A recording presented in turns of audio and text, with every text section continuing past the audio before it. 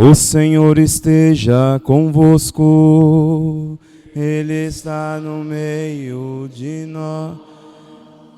Proclamação do Evangelho de Jesus Cristo, segundo João.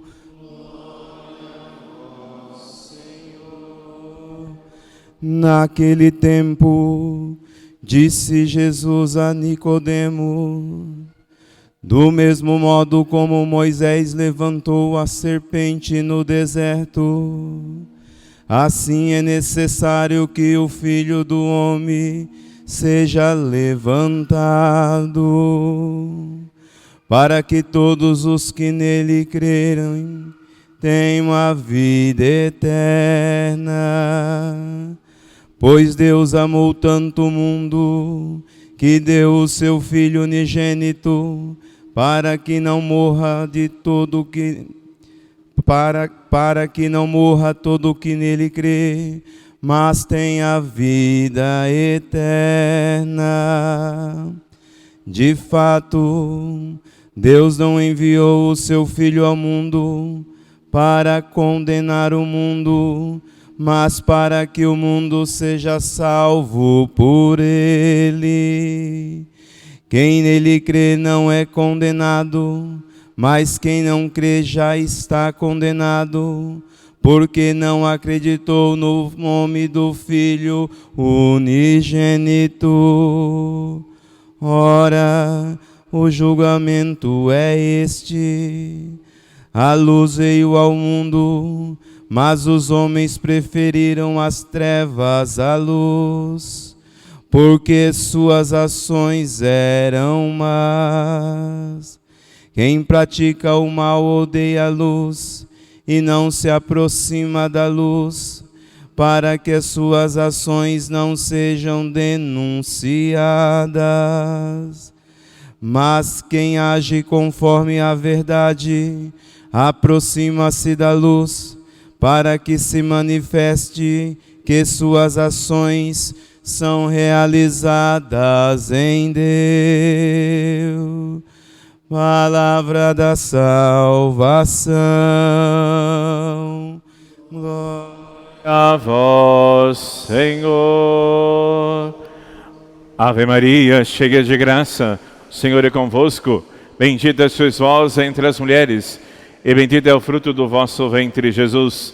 Santa Maria, Mãe de Deus, rogai por nós, os pecadores, agora e na hora de nossa morte. Amém. Glorioso São José, esposo da Virgem Maria, puríssimo, doce protetor nosso, jamais se ouviu dizer alguém que tivesse invocado a vossa proteção, implorado o vosso socorro e não fosse por vós consolado e atendido. Com essa confiança venho à vossa presença e a vós fervorosamente me recomendo. Não desprezeis a minha súplica, ó Pai adotivo do Redentor, mas dignai-vos acolher piedosamente. Assim seja. São José, valei-nos. Em nome do Pai, do Filho e do Espírito Santo. Amém. Assentai-vos. Caros católicos, a primeira leitura de hoje vem nos lembrar do exílio da Babilônia. O exílio. Por que o povo de Israel ficou no exílio? Primeiro, o povo começou a olhar as redondezas. Fora de Israel não tinha monarquia. E lá fora tinha algumas monarquias. Ainda é uma sociedade tribal, onde Deus era o centro. Aí eles começaram a olhar o vizinho. Lá tem rei, é por isso que a gente está perdendo as guerras. Porque a gente tem rei. Então foram pedir: Senhor, para o profeta: profeta, nós queremos um rei. Então Deus constituiu o rei. Aí teve o rei Davi. Depois o rei Salomão. Depois do rei Salomão, o rei Jeroboão. Aliás, Roboão. O Jeroboão, que era um dos chefes da guarda, disse: nós não queremos esse rei, porque o Salomão está colocando muitas taxas Bem igualzinho que a gente tem hoje, né? Os impostos, e quer tirar impostos da onde que não tem. Só que ele foi um rei meio severo. E esse chefe da guarda se rebelou contra ele. Então foi dividido os reinos. Ficou reino do norte e reino do sul. Só que o Salomão, no último dia de sua vida, foi fazendo relações internacionais. Casou-se com mais ou menos umas 20 mulheres. Imagina, 20 sogras, meu Deus. Misericórdia infinita, não? 20 sogras. Uma já dá um trabalho, imagina 20. Só o Salomão mesmo, né? O Salomão pegou-se essas mulheres, trouxe para o reino, só que elas trouxeram idolatria para o reino de Israel. Ou seja, adoração a Satanás. E os reinos foram cada vez mais divididos. Em Israel ficou o reino de Judá e o reino de Benjamim, que continuou ainda os preceitos de Deus. Então, nós vemos no texto que como Jerusalém fez-se escravos e também foi escravizado várias vezes. O texto do livro das Crônicas vai dizer que quem escravizou Israel foi lá na Babilônia. Que foi a Babilônia saqueou o império de Jerusalém. Mas eles foram escravizados pelo império assírio, que é o império grego, chamado assírio, que tinha um rei lá. Um rei que era pagão e não era judaico, adorador do Deus único. Então eles foram, saquearam Jerusalém, pegaram todos os judeus e foram para o exílio da Babilônia. Você está se perguntando por quê? Desobediência. Eu não adoro mais o Deus único. E nós hoje, a gente coloca, né? O dinheiro, o poder, o trabalho, as coisas materiais. A gente coloca pessoas. A esposa em primeiro lugar, os filhos em primeiro lugar, o marido em primeiro lugar. Isso é idolatria. Onde a gente caminha sem o Deus único. Nosso Senhor permitiu o exílio da Babilônia e eles sofreram muito. Porque saquearam o templo, os profetas. E o templo não é só lugar do sacrifício. O templo é lugar da agricultura, da pecuária, das trocas, do dinheiro. Por isso, a invasão do templo. E eles vão para a Babilônia e lá não pode exercer a função de adorar o Deus único. Hoje a gente fala perseguição, mas ela é o exílio. Não se pode adorar o Deus único. É uma religião da casa. Não pode ser pública, igual hoje. Não, você não pode ficar colocando o crucifixo aí. O Estado é laico. É laico não. É laico que eles colocam ideologia de gênero. É laico que eles colocam aquelas coisas loucas de família. Não é laico que eles colocam o satanismo. Não é laico não, porque eles colocam as ideologias. Nosso Senhor permite. Por isso que a gente entende o Salmo. Que se dobre a minha língua, que seca a minha língua, sai da boca, se de ti, Jerusalém, eu me esquecer. O povo passou pelo sofrimento para lembrar do que abandonou a Deus. Uma nação, um povo que esquece de Deus, é um povo que comete idolatria. Por isso que nós estamos sofrendo as atrocidades que nós vemos no nosso país, porque abandonamos a Deus. Nós merecemos uma punição sim, porque Deus tira a graça. Por isso que só Nossa Senhora para nos ajudar. Lição da primeira leitura. Deus vai te dar uns exílios. A solidão. O silêncio. Que Ele não vai responder às suas orações. Você vai clamar, suplicar e Ele não escuta. porque Ele vê a sua perseverança, sua persistência. Ele quer você unido a Ele, porque você está colocando coisas no lugar dEle. Idolatria. E já lembrei agora uma outra coisa. Está tendo os mutirões de confissões. Aí já orientei vocês que no mutirão de confissões tem todo tipo de padre, tem todo tipo, nessa confusão que nós estamos vivendo dentro da igreja. Aí depois vem falar, ai padre, o padre que me confessou falou que tudo não era nada pecado. Aí eu falei assim para a pessoa, mas você se alegra disso? Porque você já sabe. Você já sabe da doutrina. Não se alegre. Você sabe os mandamentos de Nosso Senhor. Você sabe o que é certo. Refaça, confesse e fique limpo dos seus pecados. Não tem erro. Não lamure. Só ir lá e confessa, pronto.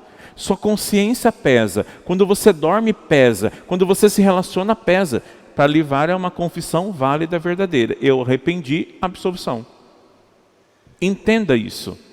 Todas as vezes que nós nos exilamos por causa dos nossos pecados, ou porque Deus quis, aí é uma... Quando Deus quer nos provar é uma coisa, agora você está no exílio por causa dos seus pecados, aí você sofre as consequências das suas escolhas. Eu estou falando do exílio. Então, Deus tenha misericórdia de nós. O exílio. Depois Nosso Senhor permite que o rei assírio, ele que é pagão, ele fala, eu vou reconstruir o templo. Porque o rei assírio vai dizer, vocês não são judeus? Você faz umas vaquinhas aí, ó, uma promoção, e você reconstrói o templo. Eu não tenho nada a ver com isso. O rei assírio pagão diz que vai reconstruir o templo.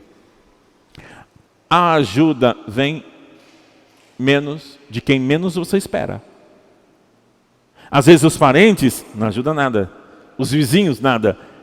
Mas aí vem alguém que não é nem temente a Deus, que não faz nada, vai lá e te ajuda. Deus utiliza até um pagão para dizer a nós que nós devemos voltar a Ele.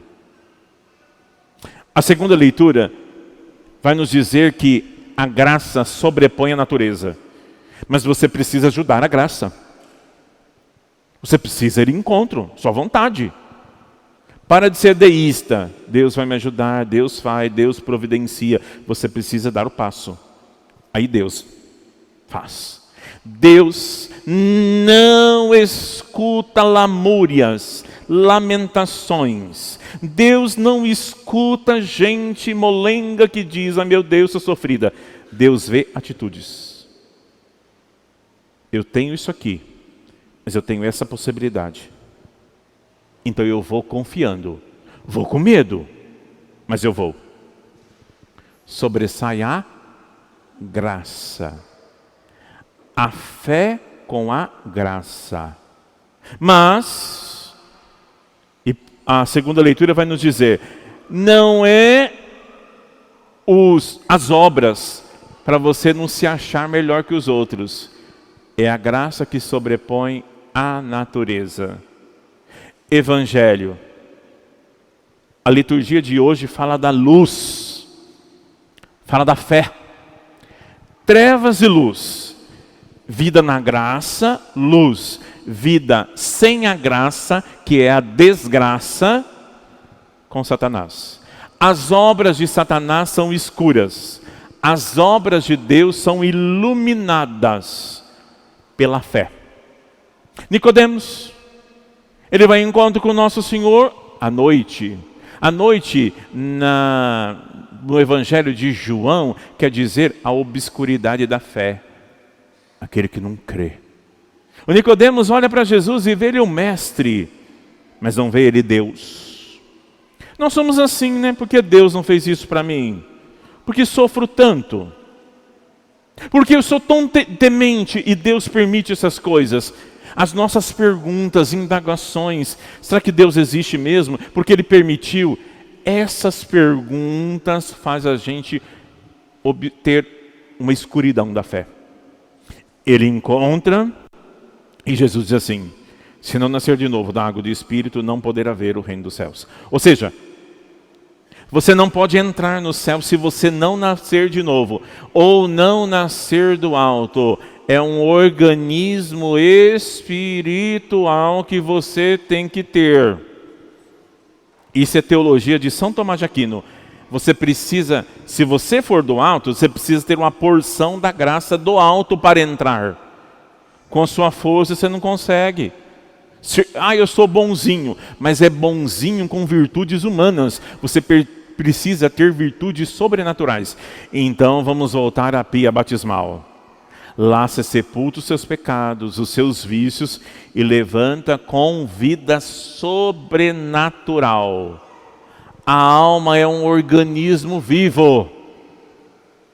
Então você precisa ter algo sobrenatural, algo do alto, porque Cristo quer você lá. Então você precisa ter coisas do alto.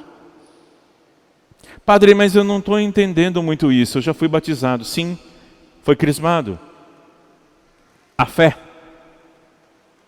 é iluminada pela inteligência. A inteligência convida a vontade.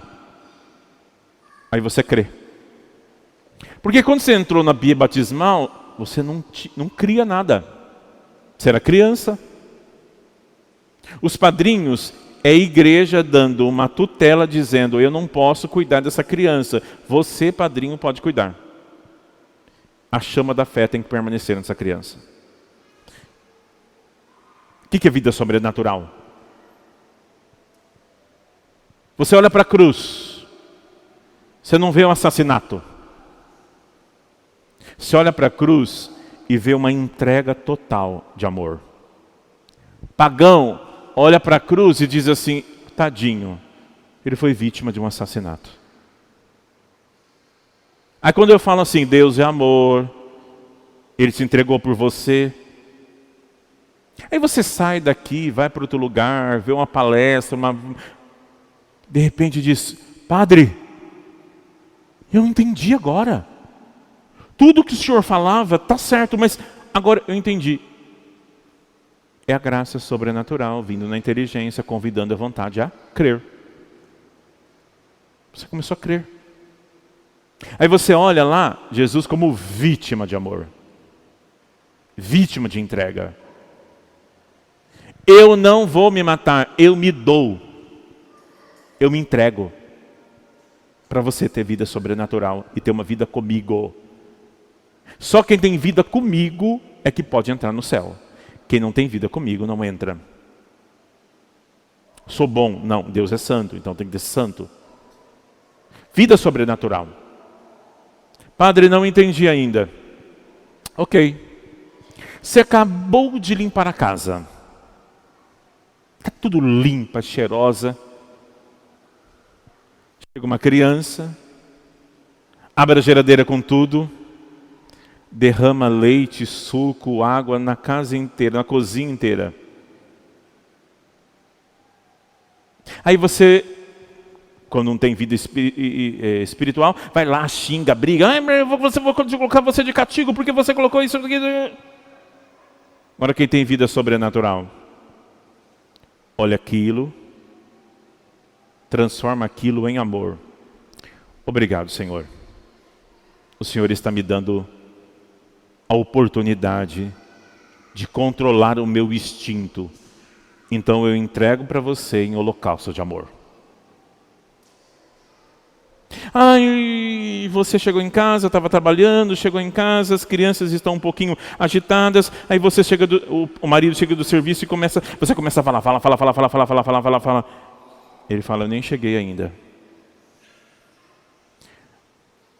É quando você tem vida sobrenatural, acontecem as coisas, você chega, dá um beijo, um abraço, como foi o seu dia, tudo organizado, senta à mesa, come. Depois você vai dizer assim: as crianças estão agitadas, eu não consigo fazer nada, me ajuda. Vida sobrenatural. Quando eu não vejo as coisas como empecilho para santificar. Porque você gosta muito de ficar lamuriando. Aí lamúria para cá, lamúria para lá, com o vizinho, o primo, o psicólogo, o psiquiatra, ou outra pessoa, e ninguém vai resolver nada. Tem coisas que só você consegue fazer. Então faça. Deus não ouve lamúrias, Deus ouve atitudes. E Jesus é um holocausto de amor por nós. Então nessa missa, o que você vai entregar aqui na comunhão? Você acha que Jesus não quer nada, Ele quer alguma coisa de você. Se você não tem nada, dá pecado, mas Ele quer alguma coisa de você. Você tem que transformar as coisas num holocausto de amor. Quem é você? O que estão dizendo de mim? Diz que o Senhor é Elias, os profetas. Pedro, quem que você... E você? Tu és o Messias, o Filho de Deus vivo, o Filho unigênito. Aí Jesus se definindo, eu sou o holocausto de amor. Eu sou entrega. Agora, se você não entregar as suas coisas, Ele não pode fazer nada. Jesus arranca de mim. Não vai arrancar nada, você tem que dar. Dê. Ele é o holocausto de amor por você. Porque Ele olha todas as suas misérias e continua te amando. Ele olha as suas imperfeições e mesmo assim Ele te ama. Aí você não consegue olhar as imperfeições do seu irmão e não amar? Holocausto de amor. Você precisa ser com Jesus. Só assim celebraremos a Páscoa como se fosse a última. Porque você não tem amanhã. É só hoje. Eis o tempo de conversão. Eis o dia da salvação.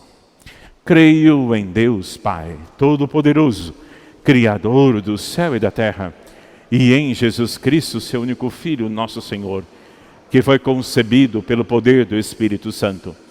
Nasceu da Virgem Maria, padeceu sob Pôncio Pilatos, foi crucificado, morto e sepultado, desceu à mansão dos mortos, ressuscitou ao terceiro dia, subiu aos céus, está sentado à direita de Deus Pai Todo-Poderoso, donde há de vir a julgar os vivos e os mortos. Creio no Espírito Santo, na Santa Igreja Católica.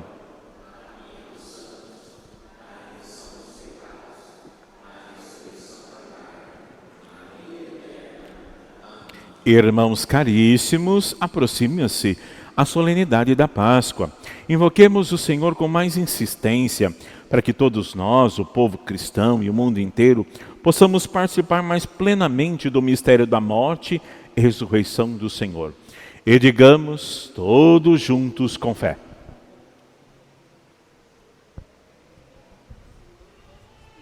Renovai, Senhor, ao nosso espírito. Renovai-nos, Senhor, no vosso espírito.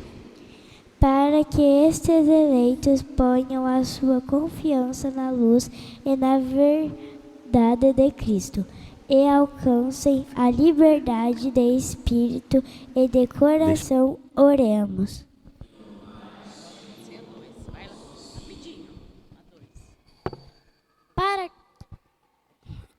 Para que, contemplando a sabedoria da cruz, ponham a sua glória em Deus, que confunde a sabedoria deste mundo. Oremos. Para que a força do Espírito Santo os liberte dos laços que os prendem e os façam passar o temor e a confiança, oremos.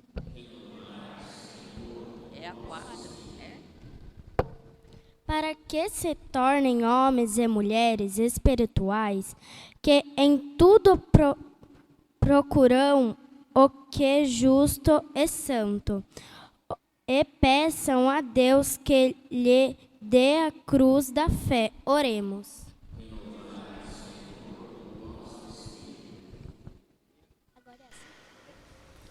Para que todos os que são perseguidos por causa do nome de Cristo sintam a sua ajuda e proteção, oremos. Renovai, Senhor, no vosso espírito.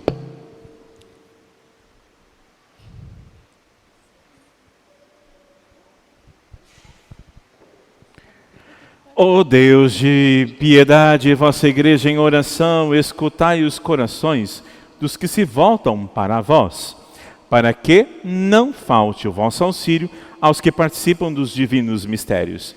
Por Cristo nosso Senhor, sentados ofertemos com generosidade